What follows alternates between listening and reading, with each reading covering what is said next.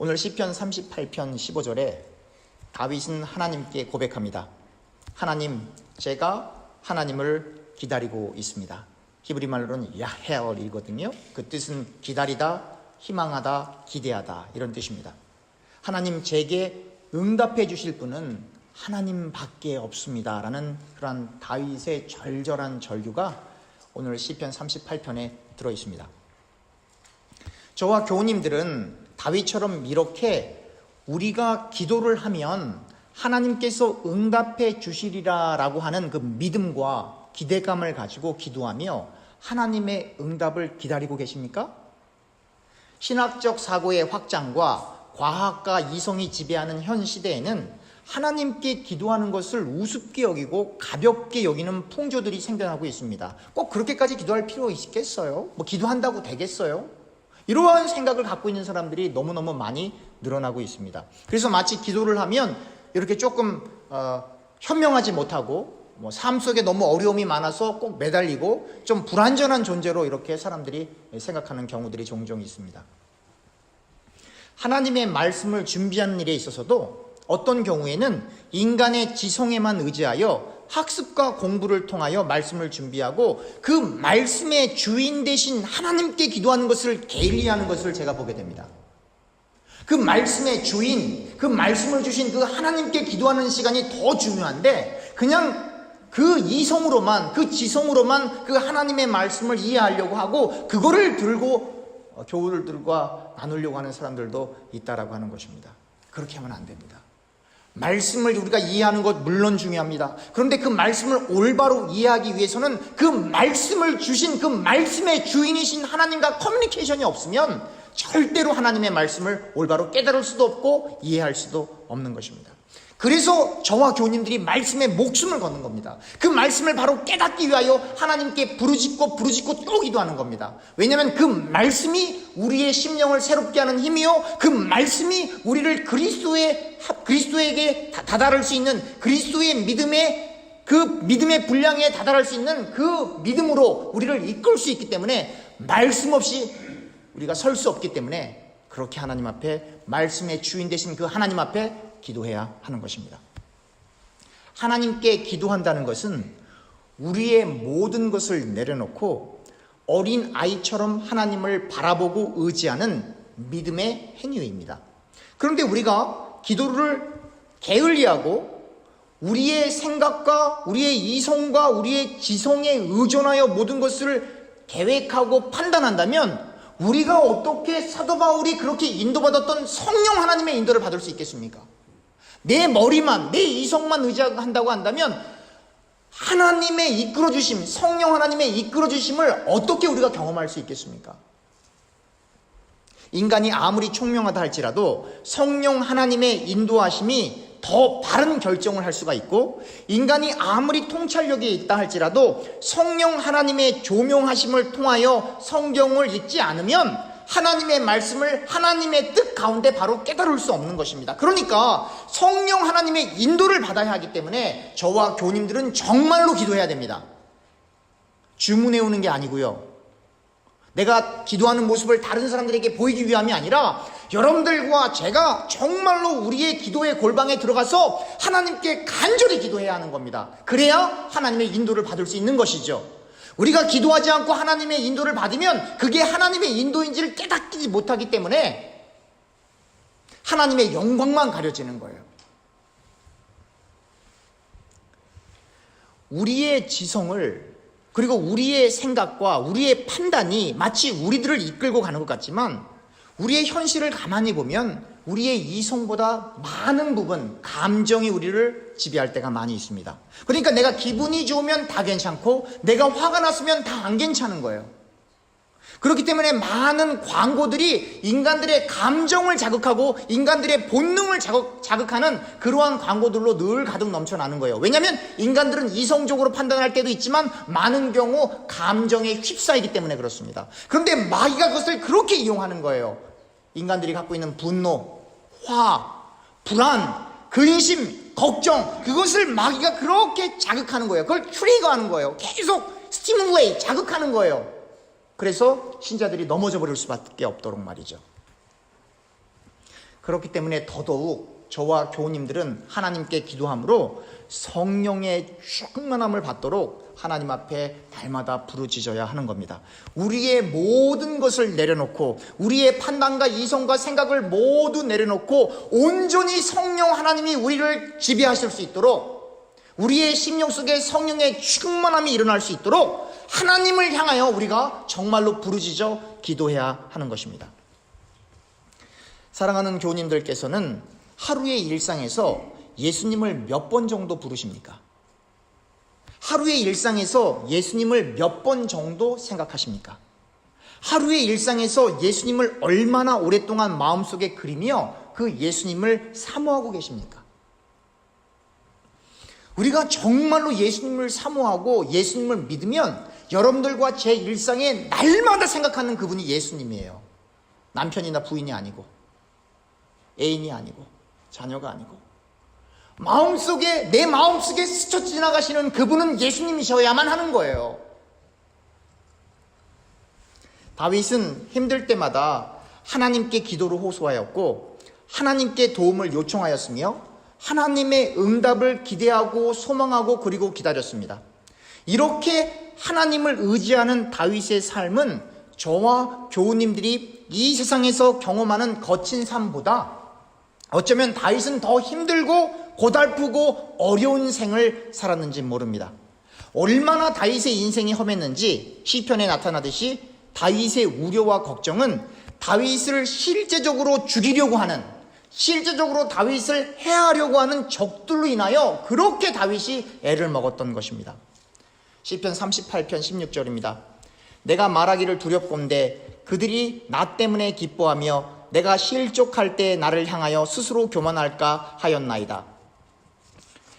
다윗의 적들은 다윗이 실족할 때에, 다윗이 잘못될 때에 기뻐하는 사람들입니다. 아주 무서운 사람들이죠. 다윗은 이 적들을 대면했을 때 많은 고뇌와 고통 가운데 있었습니다. 다윗이 하나님을 믿지 않았다면 아마도 다윗은 우울증이나 아니면 이 심한 근심으로 인한 이 정신질환으로 고통을 받았을 것입니다. 그런데 다윗은 이 심리적 그리고 신변의 문제가 될 만한 실제적인 위협에 대하여 그 스스로 그 어려움들을 해결하려고 했던 것이 아니라, 만약에 그 스스로 그 어려움을 해결하려고 하면 심한 영적 침체 혹은 정신적 질환으로 고통받는 거예요. 그런데 그 문제들을 스스로 해결하려고 하는 것이 아니라 하나님께 그 어려움들을 다 호소함으로, 다시 말하면 하나님을 의지하여 하나님 앞에 온전히 기도함으로 하나님의 돌보심과 하나님의 보호하심을 기다리고 있던 겁니다. 그래서 다윗이 그 영적 침체나 정신질환에서 벗어나 하나님과 소통함으로 그 어려움들을 이겨나가게 되는 것입니다. 시편 38편 17절에서부터 20절입니다. 내가 넘어지게 되었고 나의 근심이 항상 내 앞에 있사오니 내 죄악을 아뢰고 내 죄를 슬퍼함이니이다. 내 원수가 활발하며 강하고 부당하게 나를 미워하는 자가 많으며 또 악으로 선을 대신하는 자들이 내가 선을 따른다는 것 때문에 나를 대적하나이다. 다윗이 고통받고 있는 건 아주 실제적이었던 거예요. 정말로 다윗을 노리는 이 적들이 너무 강했던 겁니다. 다윗의 힘으로는 그들을 이겨낼 수가 없었던 것입니다. 그래서 철저히 하나님을 의지했고 하나님께 기도했던 것입니다. 그런데 한번 우리가 다윗의 생애를 한번 돌이켜 보세요. 다윗이 지금 시편 38편에 만나고 있는 그 적들이 아무리 강하다 할지라도 다윗이 어렸을 때, 어린 시절 그가 믿음으로 나아가 싸웠던 골리앗 장군보다는 분명히 강한 상대는 아닐 것입니다.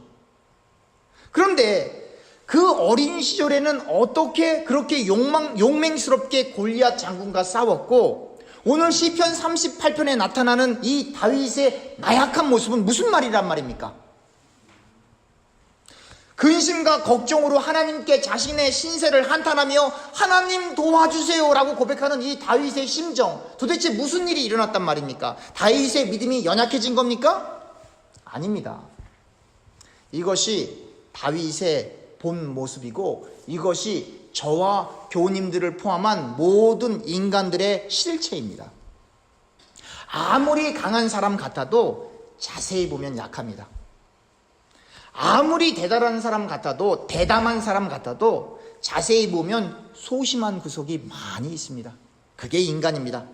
이러한 다윗의 본 모습을 통하여 다윗이 어린 시절 골리앗을 하나님의 이름을 의지하여 죽였다 할지라도 그것은 다윗의 담대함이나 다윗의 능력이나 다윗의 어떤 영웅스러운 행위로 인해서 나타난 것이 아니라 하나님으로부터 시작된 하나님이 주신 믿음으로 말미암아 성령 충만하여 하나님의 영으로 온전히 충만하여 성신이 임하여 그 믿음으로 다윗이 골리앗 앞에 나가게 되는 것입니다. 사무엘상 17장 45절에서부터 47절입니다. 다윗이 블레셋 사람에게 이르되 너는 칼과 창과 단창으로 내게 나와오거니와 나는 만군의 여호와의 이름 곧 내가 모욕하는 이스라엘 군대의 하나님의 이름으로 내게 나아가노라. 오늘 여호와께서 너를 내 손에 넘기시리니 내가 너를 쳐서 내 목을 베고 블레셋 군대의 시체를 오늘 공중에 세워 땅에 들짐승에 주어 온 땅으로 이스라엘에 하나님이 계신 줄을 알게 하겠고 47절 대단히 중요합니다. 또 여호와의 구원하심이 칼과 창에 있지 아니함을 이 무리에게 알게 하리라. 전쟁은 여호와께 속한 것인즉 그가 너희를 우리 손에 넘기시리라. 전쟁은 여호와께 속한 것인즉 그가 너희를 우리 손에 넘기시리라. 하나님의 신에 감동된 다윗은 하나님으로 시작된 그 믿음으로 하나님을 높이기 위하여 골리앗을 상대하였던 것입니다. 자기 자신을 높이기 위하여 자기 자신이 영웅이 되기 위하여 골리앗을 상대하는 것이 아니라 하나님을 높이기 위하여 죽으면 죽으리다라고 하는 심정으로 골리앗 앞에 나아가고 있었던 것입니다. 우리가 중요하게 보아야 할 것은 다윗의 용맹스러움이 아닙니다. 다윗의 용기가 아닙니다. 다윗의 담대함이 아닙니다. 우리가 정말 중요하게 보아야 할 이것은 여호와의 구원하심이 칼과 창에 있지 않고 여호와의 구원하심이 돈에 있지 않고 여호와의 구원하심이 명예에 있지 않고 여호와의 구원하심이 인간의 능력에게 있지 않고 여호와의 구원하심이 인본주의적인 그런 세계관 속에 있지 않고 오직 하나님께 달려있다라고 하는 그 사실을 믿는 믿음, 그 믿음의 주인 대신 그 믿음의 주체 대신 하나님에게 우리의 관점이 정확하게 향해야 하는 것입니다. 하나님의 신으로 감동되었다는 것, 즉 성령의 충만함이 이렇게 중요한 것입니다. 성령 충만한 사람은 자신의 능력을 드러내는 것이 아닙니다. 성령 충만한 사람은 자기의 이름을 높이는 사람들이 아닙니다. 성령 충만한 사람들은 무엇을 획득하기 위해서 그러는 것이 아닙니다. 오직 하나님만을 높이기 위하여, 오직 하나님의 영광만을 드러내기 위하여 그토록 성령의 충만함을 사모하게 되는 것입니다. 성경을 읽을 때에도 사람을 중심으로 성경을 읽어서는 절대로 안 됩니다. 하나님이 하신 일 가운데 사용된 도구로 사용된 그 사람들이 등장인물입니다. 그 죄 많은 인간들을 날마다 실패하고 날마다 주의 말씀을 묵상하지 못하고 낙심하고 좌절하고 실패하는 그 사람들을 하나님이 붙들어서 하나님의 일꾼 삼으시고 그 도구들을 하나님을 참으로 믿는 그 믿음의 분량까지 이끄시는 그 하나님을 중심으로 인물들을 보는 겁니다. 성경은 위인전이 아닙니다. 성경은 하나님께서 어떻게 하나님의 도구들을 막대기와 같은 인간들을, 죄 많은 인간들을 날마다 실패하고 날마다 하나님을 돌이키고 범죄하는 그 인간들을 하나님의 말씀을 사모하게 만드는지, 그 죄 많은 인간들이 어떻게 하나님을 의지하고 그 믿음을 유지해 가는지 하나님의 능력을 배우는 것이 성경책입니다. 인간들에게 뭘 배우는 게 아니고요. 그러니까 다윗이 골리앗을 이긴 것은 다윗의 실력과 능력이 아니라 하나님의 구원하심의 완성인 것입니다. 그 부분에 있어서만큼은.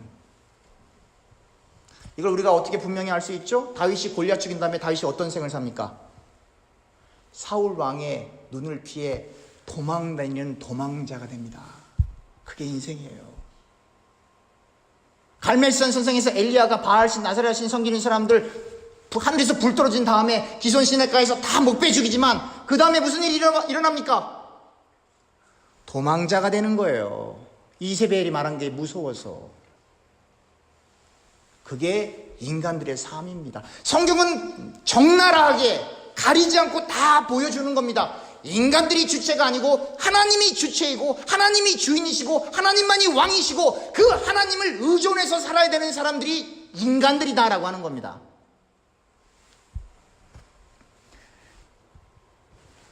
시편 38편 22절에 다윗의 이 고백, 하나님만이 구원이십니다라는 고백이 시편 38편 2절에 똑같이 나옵니다. 물론 골리앗을 이길 때와의 그 상황과는 다르지만 22절 이렇게 써 있습니다. 속히 나를 도우소서, 주 나의 구원이시여. 주님만이 구원이신 거예요. 지금 다윗의 적들을 넘어뜨릴 힘이 있는데 일부러 하나님께 겸손한 것처럼 그렇게 하는 것이 아니라 실제로 다윗은 자신들의 적들이 무서웠던 것입니다. 그래서 하나님이 도와주시지 않으면 이 난관을 극복할 수 없을 것 같은 불안과 근심 속에서 하나님께 기도하며 하나님의 응답을 기다리고 있었던 것입니다. 이렇게 하나님께 다윗이 자신이 겪고 있는 어려움을 아뢰할 때에 어느덧 다윗은 좀 전에 우리가 읽었던 18절에 회개의 기도를 하고 있습니다. 다시 한번 읽어보겠습니다. 내 죄악을 아뢰고 내 죄를 슬퍼함이니이다. 다액. 이 말은 근심으로 가득 찼다는 이야기예요. 두려움에 떨고 있다는 이야기예요. 다시 이거를 히브리 원문에 가깝게 해석을 해서 읽어보면 내 죄악을 아뢰고 내 죄로 인하여 저는 너무너무 큰 근심 속에 두려워하고 있습니다. 하나님, 그것을 한글 성경에서 슬퍼함이니이다 이렇게 번역을 했어요. 다윗이 무슨 죄악을 졌는지 나타나 있지는 않지만 지난주 우리가 시편 38편의 상반부를 살펴보았듯이 하나님의 진노를 다윗이 두려워했습니다. 다시 한번 보겠습니다. 시편 38편 1절에서부터 4절입니다. 여호와여, 주의 노하심으로 나를 책망하지 마시고 주의 분노하심으로 나를 징계하지 마소서. 주의 화살이 나를 찌르고 주의 손이 나를 심히 누르시나이다. 주의 진노로 말미암아 내 살에 성한 곳이 없사오며 나의 죄로 말미암아 내 뼈에 평안함이 없나이다. 내 죄악이 내 머리에 넘쳐서 무거운 짐 같으니 내가 감당할 수 없나이다. 하나님의 진노가 다윗의 죄악에 의해서 나타난 것임을 이 두 구절들을 통해서 상반부와 그리고 다윗의 회개 기도를 통해서 우리가 분명히 알 수 있는 것입니다. 여기서 우리는 아주 중요한 면 한 가지를 보게 됩니다. 사랑하는 교우님들, 다윗은 분명 하나님을 신뢰하고 하나님을 믿었던 사람이 분명합니다. 다윗이 골리앗을 이긴 것, 사울의 손에서 벗어나 왕이 될 수 있었던 것, 그리고 통일 왕국을 유지하고 그 통일 왕국을 그의 아들 솔로몬에게 넘겨줄 수 있었던 모든 것이 하나님의 은혜라고 하는 것을 다윗이 알고 있어요. 지금 이 시기가, 다윗이 어려움을 당하고 있는 이 시기가 어떠한 상황인지 시편 속에 나타나 있지 않아서 알 수는 없고, 또 그의 적들이 누구였는지, 그리고 다윗이 이 시를 썼을 때 도대체 몇 살이었는지 우리는 알 수 없습니다. 그러나 다윗이 경험하고 있는 이 위기감과 근심은 다윗이 하나님을 향하여 가지고 있던 믿음과 실제적으로 다윗이 생을 살아가는데 일어나는 행위의 불일치에서 나타나는 것입니다. 즉, 하나님을 믿기는 믿지만 늘 자신의 육신에 속한 죄성으로 인하여 범죄하게 되고, 그로 인하여 찾아오는 고통과 두려움으로 하나님께 도움을 요청하고 있는 것입니다. 그러니까 다윗에게 찾아온 어려움은 다윗이 하나님과의 관계를 바로하여 하나님을 향한 믿음과 실제적으로 생을 살아가는 삶의 행위가 일치하게 되면, consistency, 일치하게 되면 다윗이 당하는 이 어려움이 해결될 것이고 하나님의 진노에서 벗어날 수 있게 되는 것입니다. 믿음과 행위의 불일치로 인한 하나님의 진노로 인하여 다윗이 얼마나 절박했던지 오늘의 본문 21절에 이렇게 고백합니다. 여호와여, 나를 버리지 마소서. 나의 하나님이여, 나를 멀리하지 마소서. 다윗이 누구입니까? 이스라엘을 대표하는 왕입니다. 하나님으로부터 기름 부음 받은 왕입니다. 예수님의 족보 가운데 꼭 등장하는 위대한 왕입니다. 마태복음 1장 1절입니다. 아브라함과 다윗의 자손 예수 그리스도의 계보라. 이렇게 족보 제일 먼저 아브라함 다음에 등장하는 위대한 왕 다윗입니다. 그런데 이 다윗이 하나님 저를 버리지 마세요, 하나님 저를 멀리하지 마세요 라고 통곡하며 하나님께 어린아이처럼 매달리는 거예요. 엄마 놔두고 나가면 안 돼, 나랑 같이 옆에 있어줘 라고 어린아이가 엄마 바지끄장이를 잡고 붙드는 것처럼 하나님 저를 버리시면 안 됩니다, 하나님 저를 멀리하시면 전 죽습니다, 저 버리지 마세요 라고 어린아이처럼 매달리는 거예요. 다윗이, 그 위대한 왕이. 왜 그랬을까요? 믿음과 행위의 불일치 때문에, inconsistency, 믿음과 행위의 불일치 때문에 그랬던 것입니다. 사랑하는 교회 여러분, 믿음과 행위가 불일치한 사람을 세 글자로 뭐라 그럽니까? 위선자라고 합니다. 다윗이 그렇게 힘들었던 것은 자기 자신의 그 위선 때문에 너무나 힘들었던 것입니다. 오늘날 많은 사람들이 하나님의 구원하심을 너무 가볍게 생각하는 것 같습니다. 내가 지금 예수를 믿었으니 앞으로 내가 어떠한 행동을 한다 할지라도, 어떠한 삶을 산다 할지라도 구원은 이미 받은 거야 라고 생각하고 마음대로 사는 사람들이 있어요. 그러나 오늘의 본문을 통해 우리는 다윗의 고뇌를 한번 생각해 보아야만 합니다. 그 위대한 왕 다윗, 하나님과 커뮤니케이션 했던 그 다윗도 하나님 저를 떠나가면 안 돼요. 우리가 보통 구원을 생각하면 요한복음 3장 16절을 기억합니다. 한번 읽어보겠습니다. 하나님이 세상을 이처럼 사랑하사 독생자를 주셨으니 이는 그를 믿는 자마다 멸망치 않고 영생을 얻게 하려 하심이라. 그렇습니다. 예수님을 믿으면 구원받는 건 확실합니다. 이것은 성경이 이야기하는 불변의 진리입니다. 그런데 여러분들 집에 가셔서 요한복음 3장 16절만 읽으시면 안 되고 요한복음 3장 16절부터 3장 21절까지 다 읽어야 돼요.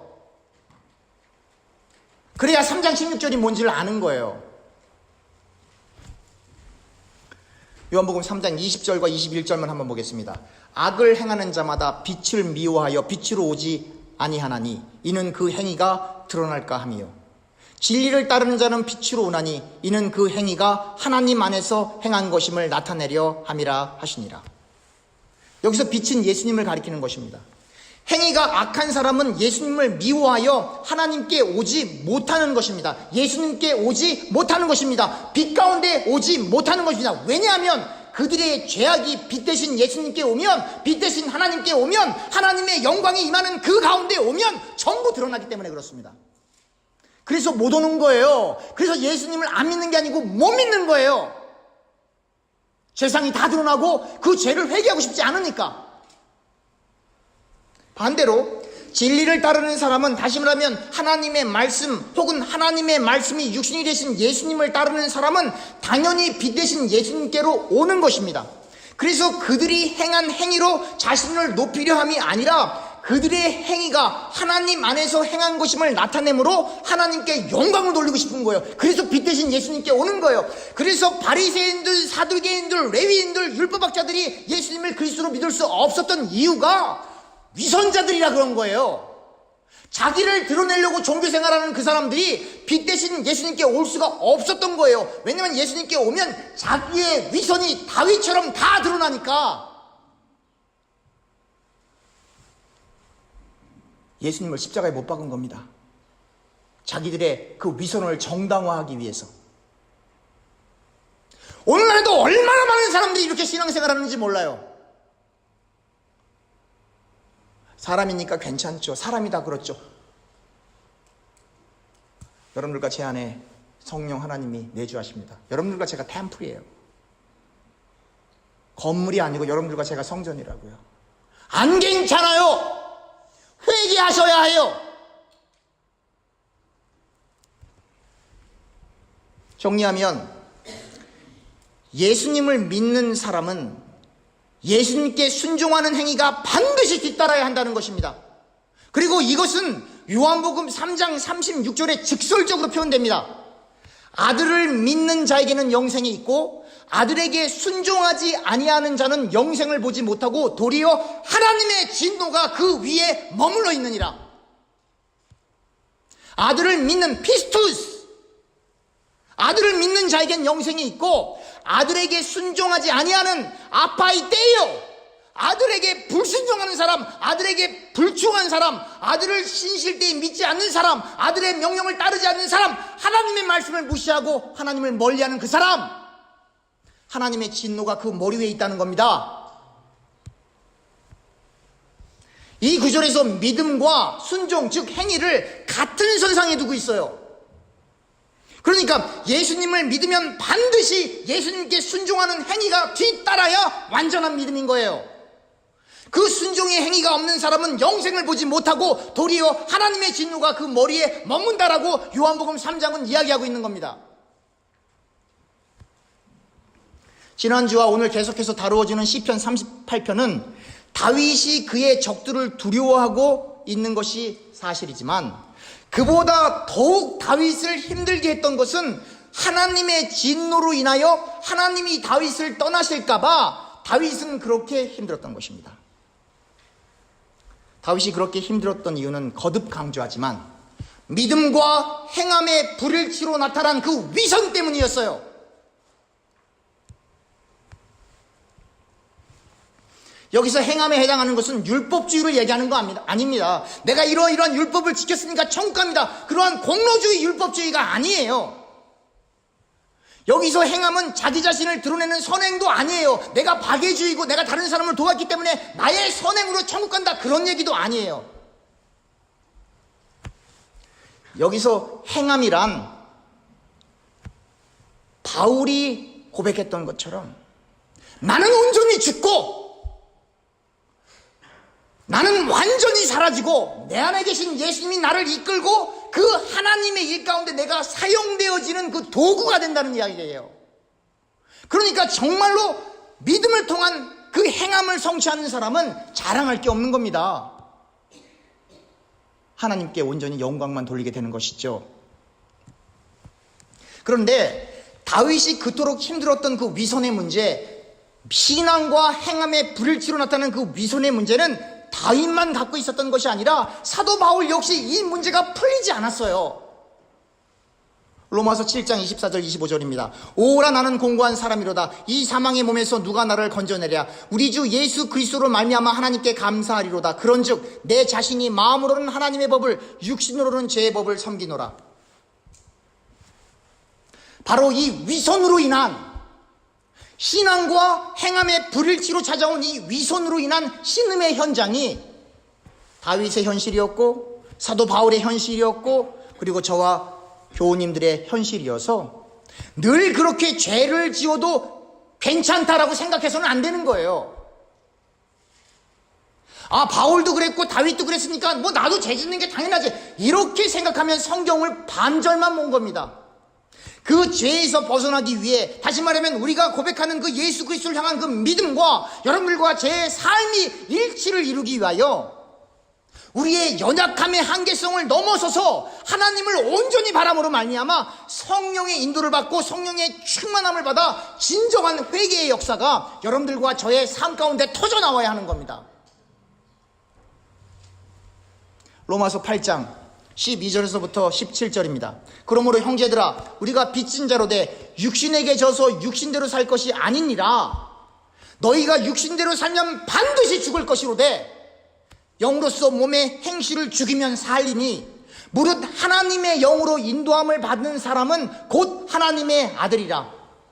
너희는 다시 무서워하는 종의 영을 받지 아니하고 양자의 영을 받았으므로 우리가 아빠 아버지라고 부르짖느니라. 성령이 친히 우리의 영과 더불어 우리가 하나님의 자녀인 것을 증언하시나니 자녀이면 또한 상속자 곧 하나님의 상속자요 그리스도와 함께 상속자니 우리가 그와 함께 영광을 받기 위하여 고난도 함께 받아야 할 것이니라. 고난도 함께 받아야 할 것이니라. 오직 성령의 인도를 받을 때에 하나님의 자녀로서의 삶을 살아갈 수 있고, 자녀로서의 삶은 그리스도와 함께 영광을 받기 위해 고난도 함께 받을 수 있는 자리로 나아가게 되는 겁니다. 그러니까 교회가 어려울 때 교회를 떠나는 사람들은 그리스도와 상관없는 사람들이에요. 성령의 인도를 받아 세상의 성공과 번영의 자리로 가는 것이 아니라, 기복주의가 아니라 하나님의 나라를 위하여 고난의 자리로 나아가는 것이 성경이 이야기하고 있는 성령의 인도를 받는 겁니다. 성경에 등장하는 인물들 중에 누가 성령의 인도를 받아서 세상에서 잘 먹고 잘 살았나요? 고난의 자리가 있어야만 예수님과 함께 우리가 이 땅에서가 아니라 아버지 나라에서 영광을 예수님과 함께 받을 수 있는 겁니다. 고난이 있어야만요. 그래서 저와 교우님들이 이 땅에서 모든 삶을 살아갈 때 이 땅에서 무엇을 거두려는 삶을 살아가서는 안 돼요. 그건 세상 사람들이 하는 삶이에요. 이 땅에서 땅 따먹기도 하고 돈 많이 벌고 더 큰 집 살고 더 유명해지고 번영하는 건 세상 사람들이 추구하는 세상 사람들의 목적이에요. 저와 교우님들이 이 땅에서 무엇인가를 거두려고 하는 것이 아니라, 무엇인가를 모으려고 하는 것이 아니라 하나님 나라에서 받을 그 영광을 생각하며 생을 살아가야 하는 겁니다. 그리고 그 자리에는 고난이 있습니다. 예를 들면 다윗이 골리앗과 싸웠던 엘라 골짜기, 엘리야가 바알과 아사랴를 섬기는 선지자들과 대항하여 싸웠던 갈멜산, 모세가 이스라엘 백성들을 바로 왕으로부터 이끌어내어 출애굽시키려고 했던 애굽, 느헤미야가 성벽을 다시 중축하는 예루살렘, 스데반이 복음을 전하다가 순교당하는 사내들인 공회, 바울이 복음을 전하다가 순교당하는 로마와 같은 이 고난의 자리가 여러분들과 저에게 있어야만 하나님 나라 가서 예수님과 함께 영광을 받을 수가 있는 거예요. 그 영광을 생각하는 사람들이 어떻게 이 땅에서 받을 영광을, 어떻게 이 세상에서 받을 축복을 그리며 신앙생활할 수 있다는 이야기입니까? 그건 기독교를 오해하도 너무 오해한 거예요. 그건 예수님의 뜻이 아니에요. 예수님을 진심으로 자신의 구주로 믿는 사람은 더 이상 자신의 뜻대로 생을 살아가는 사람이 아니어서 반드시 그 믿음에 합당한 행함, 즉 예수님의 말씀에 순종하는 삶이 드러나게끔 되어 있어요. 마태복음 10장 34절에서부터 39절입니다. 내가 세상에 화평을 주러 온 줄로 생각하지 말라. 화평이 아니요 검을 주러 왔노라. 내가 온 것은 사람이 그 아버지와 딸이 어머니와 며느리가 시어머니와 불화하게 하려 함이니, 사람은 원수가 자기 집안 식구리라. 아버지나 어머니를 나보다 더 사랑하는 자는 내게 합당하지 아니하고, 아들이나 딸을 나보다 더 사랑하는 자도 내게 합당하지 아니하며, 또 자기 십자가를 지고 나를 따르지 않는 자도 내게 합당하지 아니하니라. 자기 목숨을 얻는 자는 잃을 것이요 나를 위하여 자기 목숨을 잃는 자는 얻으리라. 이것보다 더 명백한 사실이 어디 있단 말입니까? 이것보다 더 명백한 증거가 어디 있단 말입니까? 예수님의 말씀이세요. 예수님께서 예수님을 믿는 사람들에게 요구하는 것은 가족보다도 하나님을 더욱 사랑하는 것입니다. 아이, 목사님, 내가 자녀들 때문에 예배드리기가 힘들어요. 무슨 말씀하고 있어요 지금? 무슨 말씀하고 있어요?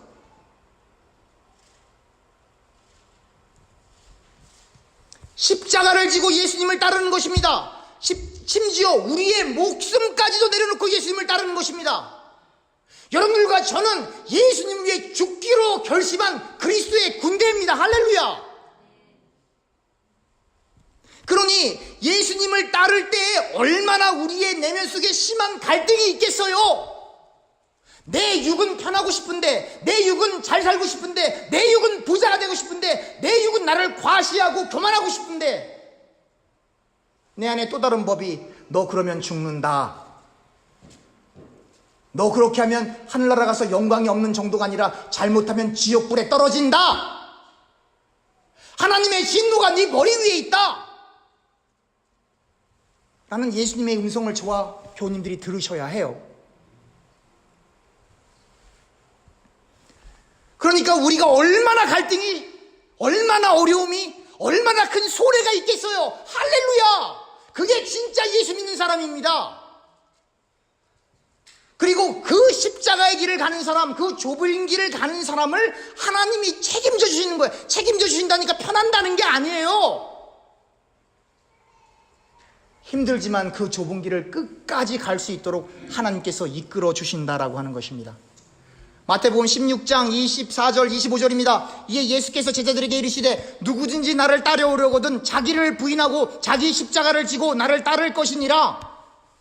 누구든지 제 목숨을 구원하자 하면 잃을 것이요 누구든지 나를 위하여 제 목숨을 잃으면 찾으리라. 철저한 자기 부인과 십자가 없이는 예수님을 믿는다라고 말할 수도 없는 겁니다. 거듭 강조하지만 우리가 예수 믿는 것은 우리를 드러내기 위함이 아니에요. 여러분들이 여기 와서 예배드리는 것 여러분들이 인정받기 위해서가 아니에요. 저 또한 여기 와서 설교하는 거 제가 사람들에게 칭찬받기 위함이 아니에요. 여러분들과 제가 사모해야 될 것은 오직 아버지 나라에서 받을 그 영광입니다. 할렐루야. 그것 때문에 여러분들과 제가 이 자리에서 만난 겁니다. 우리가 철저히 우리 자신을 부인하고 하나님 중심적인 삶을 살려고 발버둥 칠 때, 최선을 다할 때 우리 안에 내주에 계신 성령 하나님이 우리를 온전히 지배하시고 우리를 통하여 하나님의 일을 하시는 거예요. 그러니까 성령 충만이 필요한 것은 우리의 일이 잘 되기 위함이 아니고 성령 충만함을 통하여 하나님의 일을 하시기 위해 우리를 도구로 사용하셔야 하기 때문에 우리에게 성령 충만함이 필요한 겁니다.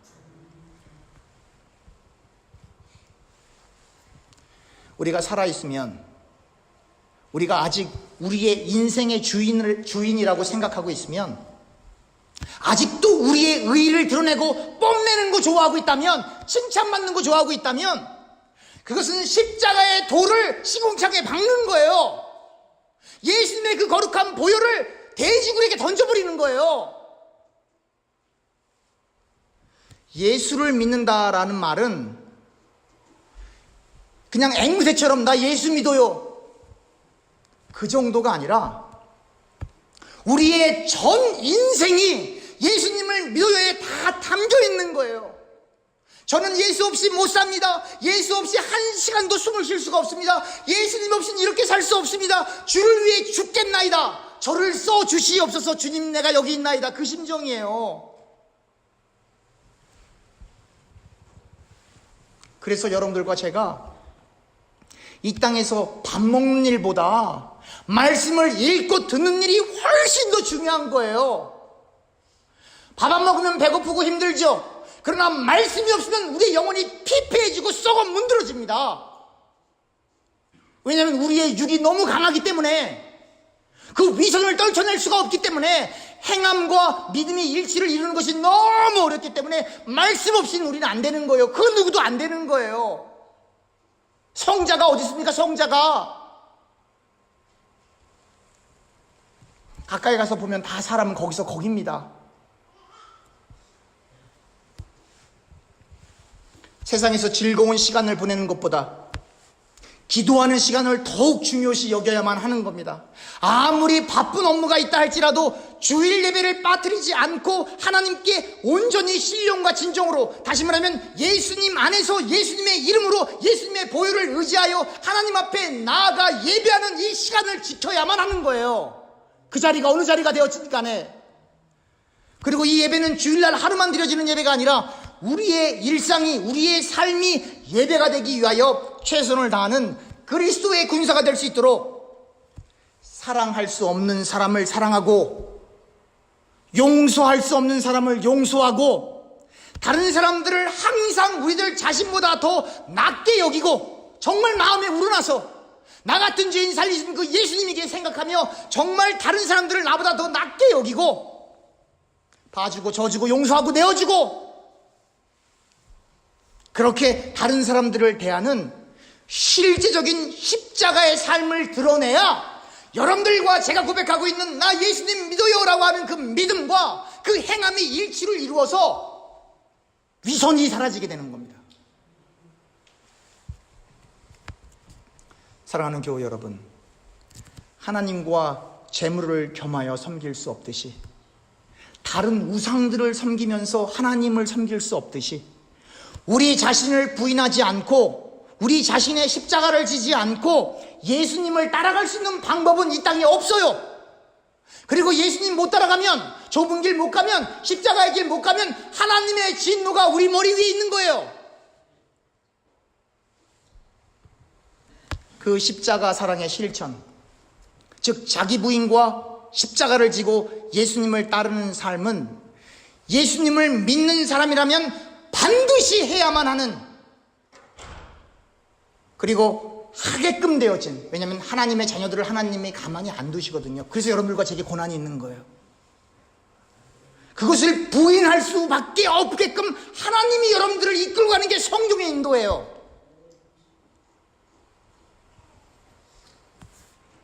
그 예수님께 온전히 붙들림 받아 성령을 사모하며, 정말 저와 교우님들이 말씀을 잊지 않고는 밥을 먹지 않겠다, 말씀 없이는 내가 한 수 살지 않겠다, 말씀대로 살아보겠다 라고 하나님께 매달리고 또 매달리고 또 매달려 우리의 위선을 회개하고 우리의 위선을 떨쳐버리고 예수님을 향한 그 믿음과 우리의 삶이 일치될 수 있도록 여러분 우리에게 믿음을 주세요, 우리에게 능력을 주세요 라고 하나님 앞에 간절히 기도해야만 하는 것입니다.